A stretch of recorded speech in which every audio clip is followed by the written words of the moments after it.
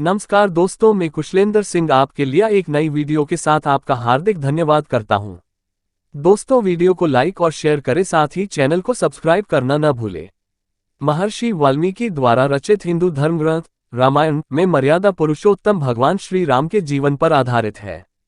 रामायण में उनकी पत्नी माता सीता, भाई लक्ष्मण, पवनपुत्र हनुमान आदि जैसे कई बेहद महत्वपूर्ण चरित्रों का गुणगान है। लेकिन इसके साथ ही आसुरी शक्तियों के सम्राट लंकापति रावण, जिसका वध करने के लिए ही स्वयं भगवान विष्णु ने धरती पर पहली बार मानव रूप में अवतार लिया था, के साथ साथ अन्य भी बहुत सी दुष्ट ताकतों का उल्लेख मिलता है। रामायण में उल्लेख मिलता है कि रावण के पुत्र का नाम मेघनाथ था। उसका एक नाम इंद्रजीत भी था। दोनों नाम उसकी बहादुरी के लिए दिए गए थे। इंद्र पर जीत हासिल करने के उपरांत मेघनाथ इंद्रजीत कहलाया और मेघनाथ का नाम मेघनाथ मेघों की आड़ में युद्ध करने के कारण पड़ा। रावण का पुत्र मेघनाथ एक ऐसी दुष्ट शक्ति था जिसका वध भगवान राम के भ्राता लक्ष्मण के हाथों हुआ था। लेकिन मृत्यु हो जाने के बाद अचानक कुछ ऐसा हुआ कि मेघनाथ का कटा सिर अचानक हंसने लगा। रावण का पुत्र मेघनाथ एक दुष्ट शक्ति था। जब रावण द्वारा मेघनाथ को श्रीराम और लक्ष्मण को मारने भेजा तो युद्ध के दौरान उसके वह सारे प्रयत्न विफल रहे और इसी युद्ध में लक्ष्मण जी ने अपने घातक बाणों से मेघनाथ का धड़ उसके सिर से अलग कर उसे मार गिराया था। उसका सिर श्रीराम के आगे रखा गया। उसे वानर और रीछ देखने लगे। तब श्रीराम ने कहा, इसके सिर को संभाल कर रखो। दरअसल श्रीराम मेघनाथ की मृत्यु की सूचना मेघनाथ की पत्नी सुलोचना को देना चाहते थे। उन्होंने मेघनाथ की एक भुजा को बाण के द्वारा मेघनाथ के महल में पहुंचा दिया। वह भुजा जब मेघनाथ की पत्नी सुलोचना ने देखी तो उसे विश्वास नहीं हुआ कि उसके पति की मृत्यु हो चुकी है। उसने भुजा से कहा, अगर तुम वास्तव में मेरे स्वामी की भुजा हो तो मेरी दुविधा को लिखकर दूर करो। सुलोचना के इतना कहते ही भुजा हरकत करने लगी। तब एक सेविका ने उस भुजा के हाथ में खड़िया लाकर रख दी। उस कटे हुए हाथ ने आंगन में लक्ष्मण जी के प्रशंसा के शब्द लिख दिए।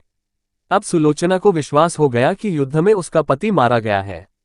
सुलोचना इस समाचार को सुनकर रोने लगी। फिर वह रथ में बैठकर रावण से मिलने चल पड़ी। रावण को सुलोचना ने मेघनाथ का कटा हुआ हाथ दिखाकर अपने पति का सिर मांगा। सुलोचना रावण से बोली कि अब मैं एक पल भी जीवित नहीं रहना चाहती, मैं अपने पति के साथ ही सती होना चाहती हूँ। तब रावण ने कहा, पुत्री 4 घड़ी प्रतीक्षा करो, मैं मेघनाथ का सिर शत्रु के सिर के साथ लेकर आता हूँ। लेकिन सुलोचना को रावण की बात पर विश्वास नहीं हुआ। तब सुलोचना मंदोदरी के पास गई।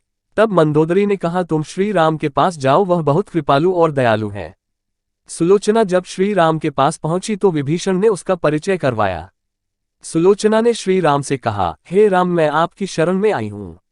मेरे पति का सिर मुझे लौटा दे ताकि मैं सती हो सकूं।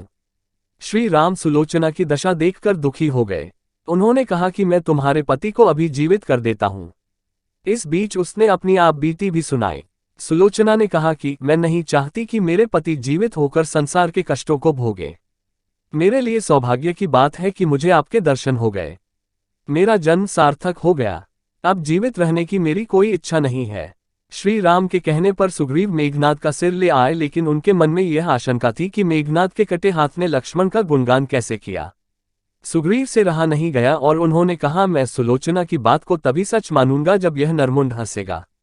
सुलोचना के सतीत्व की यह बहुत बड़ी परीक्षा थी। उसने कटे हुए सिर से कहा, हे स्वामी, जल्दी हंसिए, वरना आपके हाथ ने जो लिखा है उससे ये सब सत्य नहीं मानेंगे। इतना सुनते ही मेघनाथ का कटा सिर जोर जोर से हंसने लगा।